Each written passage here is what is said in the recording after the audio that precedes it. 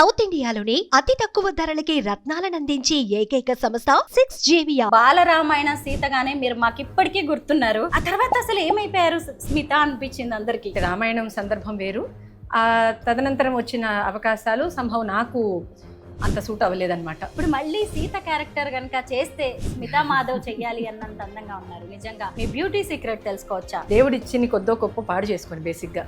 So products వాడేయడం, ఏమేమో తినేయడం అలాంటివి కాకుండా ఫిజిక్ ఎలా మెయింటైన్ చేయగలుగుతున్నారు? డాన్సేనా? నాకు నచ్చిన ఫిట్నెస్లో యోగానే. బికాజ్ అన్నిటికన్నా సులువు, ఎక్కడైనా అక్కడ చేయొచ్చు. పెద్దగా పటాటోపం ఏమీ అవసరం, హడావిడి షూస్ అని, జిమ్ అని, ఎక్విప్మెంట్ అని, ఇదని అదని ఏమీ లేకుండా జస్ట్ ఒక చిన్న చాప ఉంటే చేసేయచ్చు. నేను అది గట్టిగా నమ్ముతాను. It is for everybody. బాలరామాయణంలో సీతమ్మ తల్లిగా నటించిన స్మితా మాధవ్ గారిని ఎవరు ఎప్పటికీ మర్చిపోలేరు. ఆ అద్భుతమైన క్యారెక్టర్ అలాంటిది. ఇప్పుడు స్మితా మాధవ్ గారు ఒక క్లాసికల్ సింగర్ గా, భరతనాట్యం డాన్సర్ గా, కొరియోగ్రాఫర్ గా, యాంకర్ గా చాలా బిజీగా ఉన్నారు. లోపలికి వెళ్ళి ఆవిడతో మాట్లాడదాం. స్మిత గారు నమస్తే అండి. నమస్కారం. నమస్కారం రండి. బాగున్నారా? బాగున్నానండి. ప్లీజ్ కమ్ రండి. బాలరామాయణంలో సీతగా మీరు యాక్ట్ చేసి దాదాపు 30 years గా వస్తుంది. ఇన్నేళ్ల తర్వాత మిమ్మల్ని కలిసే అవకాశం మాకు వచ్చింది. చాలా సంతోషం. చాలా క్వశ్చన్స్ ఉన్నాయి స్మిత గారు మీ గురించి. రండి కూర్చొని మాట్లాడదాము. అవునా? మీ ఇల్లు చూడాలని ఉంది, చూపిస్తారా? వీలైనంత వరకు. ఇది టాంజూర్ పెయింటింగ్. మా అమ్మకి బాగా సరదా అనమాట. బాగా ఆర్టిస్టిక్ మనిషి మా అమ్మ. జనరల్గా తను బొమ్మలు వేస్తారు.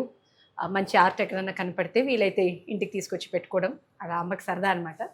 సో అలా తీసుకొచ్చుకుందమ్మ. ఇది స్మిత గారు ఇప్పుడు ఏం చేస్తున్నారు? ఎందుకంటే మేము బాలరామాయణ సీతగానే మీరు మాకు ఇప్పటికీ గుర్తున్నారు.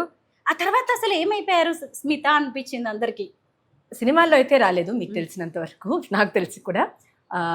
అంటే సినిమాలు ఇష్టం లేక కాదు, అప్పుడు వచ్చిన సందర్భం అంటే రామాయణం సందర్భం వేరు, ఆ తదనంతరం వచ్చిన అవకాశాలు సంభవం నాకు అంత సూట్ అవ్వలేదన్నమాట. అంటే మా కుటుంబ నేపథ్యం కానీ, నాకు అప్పుడున్న ఆసక్తులు, చిన్న విధానం ఏదైతే ఉందో, అప్పుడు వచ్చిన మూవీస్ నేను యాక్సెప్ట్ చేయలేని పరిస్థితి చాలానే వచ్చాయి. న్యాచురల్గా ఉన్నది కదా. బట్ నేను సంభవం ఏది యాక్సెప్ట్ చేయలేదు. రామాయణం సినిమా కన్నా ముందు, రామాయణం సినిమా కన్నా తర్వాత కూడా నేను అప్పటికి ఇప్పటికీ ఎప్పుడు నాతో ఉన్నది కళలు, భరతనాట్యం, కర్ణాటక సంగీతం. చెప్పాలంటే ఆ రామాయణం అవకాశం నాకు వచ్చింది కూడా కళల వల్లనే. నా భరతనాట్యం అరంగేట్రం అప్పుడు పేపర్ కవరేజ్ బాగా వచ్చేది. అప్పుడు చిన్నపిల్లలు కాబట్టి. సో ఏదో ఒక న్యూస్ పేపర్లో నా రివ్యూ చూసే యాక్చువల్ ఎంఎస్ రెడ్డి గారు నన్ను అప్రోచ్ అవ్వడం జరిగింది. సో కళలు అప్పటికి ఇప్పటికీ దేవుడి దయ వల్ల ఎప్పటికీ కూడా నా జీవితంలో అది పెద్దపీట దానికే వేశానమాట. నేను వేయడం కన్నా కళలు నన్ను ఎంచుకున్నాయని చెప్పాలి. సో నేను చదువుకుంది లా యాక్చువల్లీ. డాన్స్లో పిహెచ్డి చేశాను, మాస్టర్స్ చేశాను, అన్నీ చేశాను. కానీ కంటిన్యూస్గా నేను చేసేది ఏంటంటే కళలు, భరతనాట్యం అండ్ కర్ణాటక సంగీతం. బాలరామాయణ సినిమా చేస్తున్నప్పుడు మీ ఏజ్ ఎంత? 10 years. అంటే 5th 6th క్లాస్ ఉన్నారేమో. అంతే అంతే. ఇప్పుడు మీ ఏజ్ ఎంత తెలుసుకోవచ్చా? మీరే లెక్క వేయచ్చు. అబ్బా, అప్పుడు ఎలా ఉన్నారో ఇప్పుడు మళ్ళీ సీత క్యారెక్టర్ కనుక చేస్తే స్మితా మాధవ్ చెయ్యాలి అన్నంత అందంగా ఉన్నారు. నిజంగా ఇదేమీ పొగడ్త కాదు, అంత అందంగా కనిపిస్తున్నారు. మీ బ్యూటీ సీక్రెట్ తెలుసుకోవచ్చా? స్టార్టింగ్ లోనే అడిగేశాను అనుకోవద్దు, అడగాలనిపించింది. ఇంకా బ్యూటీ సీక్రెట్ అని నేను చెప్పడానికి లేదు యాక్చువల్లీ. బికాజ్ మా ఇంట్లో మా అమ్మమ్మ వాళ్ళందరినీ చూస్తే మీరు యాక్చువల్లీ ఈ ప్రశ్న నన్ను అడిగేవాళ్ళు కాదు. ఎందుకంటే మా అమ్మమ్మ చివరి వరకు అంత బాగుండేవారు అనమాట. మేమందరం దేనికి పనికిరం గట్టిగా చెప్పాలంటే. సీక్రెట్ అంటే ఏమీ లేదు. మేబీ జెనెటిక్స్, దేవుడి దయ వల్ల. నేను సొంతంగా చేసేది అంటే బేసిక్గా దేవుడు ఇచ్చింది కొద్దో గొప్ప పాడు చేసుకొని బేసిక్గా. సో ప్రోడక్ట్స్ వాడేయడం, ఏవేవో వాడేయడం, ఏమేమో తినేయడం అలాంటివి కాకుండా సింపుల్గా మన అమ్మలు, మన అమ్మమ్మలు పాటించిన లైఫ్ స్టైల్ అనుకోండి.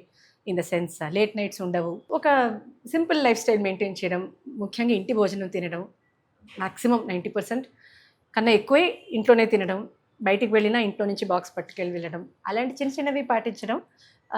ఎక్కువ గందరగోళం హెడ్లో పెట్టుకోను మ్యాక్సిమం వీలైనంత వరకు. అంటే మనిషి అని పుట్టిన తర్వాత ఏదో కొద్దో గొప్ప స్ట్రెస్ అందరికీ వచ్చేస్తుంది మనం అడగకుండానే. బట్ మిగతా వాళ్ళని చూసి అది ఇది అని కంపేర్ చేసుకుని బుర్రపాటు చేసుకునేది వీలైనంత వరకు అవాయిడ్ చేస్తుంటాను. సో అంతే, అంతకుమించి ఏం లేదు. నేను పెద్దగా ప్రయత్నపూర్వకంగా చేసేది ఏం లేదు. ఫిట్నెస్ సీక్రెట్ ఇంత చక్కగా ఫిజిక్ ఎలా మెయింటైన్ చేయగలుగుతున్నారు? డాన్సేనా? Dance and yoga. Dance and yoga. అంతే. డైలీ చేస్తూ ఉంటారు వీలైనంత వరకు యోగా. నాకు నచ్చిన ఫిట్నెస్ అంటే యోగా ఒకటే. స్విమ్మింగ్ నాకు ఏదో కొంత ఇష్టం, కానీ నేను చేయలేకపోతుంటాను ఎక్కువ, బికాజ్ అది చాలా ఎలాబరేట్ అనమాట. నాకు నచ్చిన ఫిట్నెస్లో యోగానే, బికాజ్ అన్నిటికన్నా సులువు, ఎక్కడైనా అక్కడ చేయొచ్చు. పెద్దగా పటాటోపం ఏమీ అవసరం, హడావిడి షూస్ అని, జిమ్ అని, ఎక్విప్మెంట్ అని, ఇదని అదని ఏమీ లేకుండా జస్ట్ ఒక చిన్న చాప ఉంటే చేసేయచ్చు. సో నాకు నచ్చిన రొటీన్ అని చెప్పాలంటే డెఫినెట్లీ యోగా. అండ్ నేను అది గట్టిగా నమ్ముతాను, ఇట్ ఈస్ ఫార్ ఎవ్రీబడి. మన పిల్లలకి ఒక పెద్ద గిఫ్ట్ ఏమైనా ఇవ్వాలి అంటే అదే అని నేను చెప్తాను, బికాస్ అది నేర్పించేస్తే వాళ్ళు ఎప్పుడైనా చేసుకోవచ్చు, లైఫ్ అంతా సుఖపడతారు. ఇంతకీ మీ పెళ్ళి ఎప్పుడైంది? లవ్ మ్యారేజా, అరేంజ్డ్ మ్యారేజా? మీ వారి గురించి చెప్పండి. మా వారు చక్రవర్తి రాజగోపాలాచారి గారు, సి రాజాజీ అని ఇండియాస్ గవర్నర్ జనరల్గా చేశారు కదా, అంటే స్వతంత్రం టైంలో మొత్తం యోధులు అనమాట. చాలా సంవత్సరాలు కారాగృహవాసం చేసి భారతదేశం స్వతంత్రం రావాలి, స్వాతంత్రం కోసం ఆ సమరంలో బాగా కష్టపడిన ఫ్యామిలీ వాళ్ళది. సి రాజాజీ గారి ముని మనవడు మా హస్బెండ్. సో వారు చదువుకుంది కంప్యూటర్ సైన్స్ అనమాట.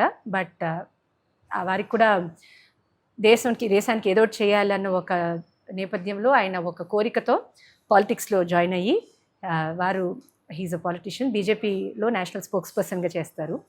సో అది వారి స్టోరీ. సో తను చదువుకుంది ఒకటి, వాళ్ళ అన్నగారితో పాటు కలిసి కొన్ని సంవత్సరాలు ఒక కంప్యూటర్ బిజినెస్ చేసి, అంటే పాలిటిక్స్కి రావాలి బట్ సేవాభావం ఒకటే ఉండాలి అన్న ఒక ధోరణి కాబట్టి ఎంతో కొంత ఫ్యామిలీ కోసం అని ఒక బిజినెస్ ఒకటి చేసి, దాని తర్వాత పాలిటిక్స్కి రావడం జరిగింది. సో మా ఇద్దరిది కూడా ఒక విలక్షణమైన ఒక ఫీల్డ్ అనమాట. నేను చదువుకుంది లా, చేసేది లలిత కళలు. వారు చదువుకుంది కంప్యూటర్ ఇంజనీరింగ్, బట్ ఇప్పుడు చేస్తోంది పాలిటిక్స్. సో అలా ఒక డిఫరెంట్ కాంబినేషన్ అనమాట. దేవుడి దయ వల్ల ముందుకు సాగుతున్నాం. పిల్లలండి? మాకు పాప చిన్నది. సో అది ఫ్యూచర్లో ఇంకేం చేస్తుందో చూడాలి. ఇప్పుడు ఏం చేస్తున్నారు స్మిత గారు? మాది వర్ణ ఆర్ట్స్ అకాడమీ అని హైదరాబాద్లో డాన్స్ స్కూల్ ఉంది, డాన్స్ అండ్ మ్యూజిక్. సో ఇక్కడ కింద డాన్స్ హాల్ మీకు చూపిస్తాను. సో ముఖ్యంగా భరతనాట్యం అండ్ కర్ణాటక సంగీతం నేర్పిస్తాము. కానీ దానికి ఎంత ముఖ్యత్వం ఇస్తామో దాంతోపాటు మన సనాతన ధర్మం లోని చిన్న చిన్న విషయాలు, పెద్ద పెద్ద విషయాలు, అంటే ఆ చిన్న చిన్న విషయాలే రేపు పొద్దున పెద్దవి అవుతాయి కాబట్టి పిల్లల లైఫ్లో. సో శ్లోకాలు, మాకు వీలైనంత వరకు శ్లోకాలు, స్తోత్రాలు, కథలు ద్వారా ఇలా సమ్మర్ వర్క్షాప్స్ అని పిల్లలకి నేర్పడం. ఇక్కడికి వచ్చే పిల్లలే కాకుండా ఇక్కడ రాలేని పిల్లలు కొంతమంది ఉంటారు కదా, అంటే అంటే ఈ కళలు అనేది ఒక సెక్షన్ ఆఫ్ సొసైటీకి మాత్రమే పరిమితం కాకూడదని ఒక తాపత్రయం అనమాట నాది. సో ఇక్కడ రాలేని వాళ్ళకు కూడా ఆన్లైన్ ద్వారా నేర్పించి, కొంతమందిని చిన్న చిన్న స్కూల్స్ నుంచి ఇక్కడికి పిలుచుకొని ఇక్కడ వచ్చే పిల్లలతో పాటు వాళ్ళకు కూడా నేర్పించి, ఏదో మాకు వీలైనంత, నేను పెద్ద సొసైటీకి కాంట్రిబ్యూషన్ అని చెప్పను, నేను నేర్చుకున్న కళలు నలుగురికి పంచే ఒక ప్రయత్నమే ఈ అకాడమీ ద్వారా. చాలా సంవత్సరాలు, ఆల్మోస్ట్ 20 సంవత్సరాల పైగా ఇన్స్టిట్యూట్ నడుస్తుంది. చాలామంది పిల్లలు, 100కి పైగానే పిల్లలు నేర్చుకుంటారు. అండ్ స్కూల్ అయితే బాగా జరుగుతుంది, ముందుకు వెళ్తుంది. అండ్ ఈ స్కూల్ ద్వారా చాలామంది పిల్లలకి మన కళల పట్ల అవగాహనతో పాటు నాకున్న ఆ పిపాస ఏదైతే ఉందో అది షేర్ చేసే అవకాశం నాకు దొరుకుతుంది. సో అది నాకు తృప్తి అన్నమాట.